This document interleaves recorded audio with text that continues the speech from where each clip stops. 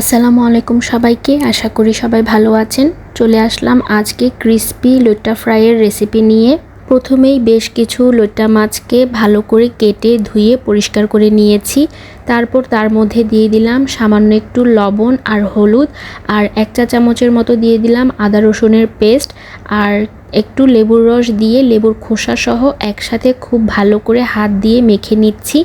এবার এই মাছগুলোকে একটা স্ট্রেনারের মধ্যে রেখে দিব যেন অবশিষ্ট পানিটা ঝরে যায়। এবার চলে যাব ব্যাটার তৈরি করতে, যার জন্য প্রথমে নিয়ে নিলাম 2 কাপ চালের গুঁড়া, 1 কাপ ময়দা, 1 কাপ কর্নফ্লাওয়ার, 2 চা চামচ নিয়ে নিলাম আদা রসুনের বাটা, তারপর দিয়ে দিলাম হাফ চা চামচ হলুদের গুঁড়া, 1 চা চামচ মরিচের গুঁড়া, হাফ চা চামচ ভাজা জিরার গুঁড়া, আর একটা ম্যাজিক মশলার প্যাকেট থেকে দিয়ে দিলাম ম্যাজিক মশলার গুঁড়া।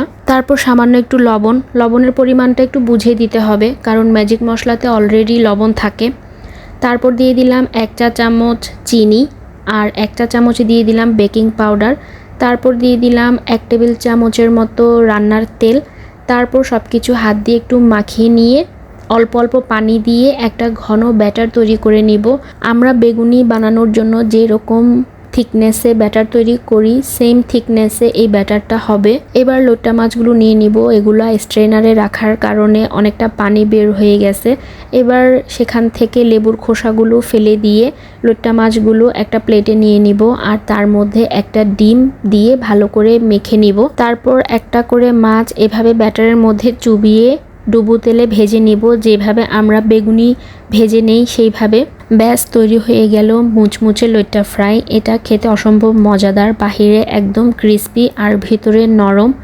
আশা করি রেসিপিটি আপনাদের ভালো লেগেছে। আজকের মতো এখানেই বিদায় নিচ্ছি। সবাই ভালো থাকবেন, সুস্থ থাকবেন। আল্লাহ হাফেজ।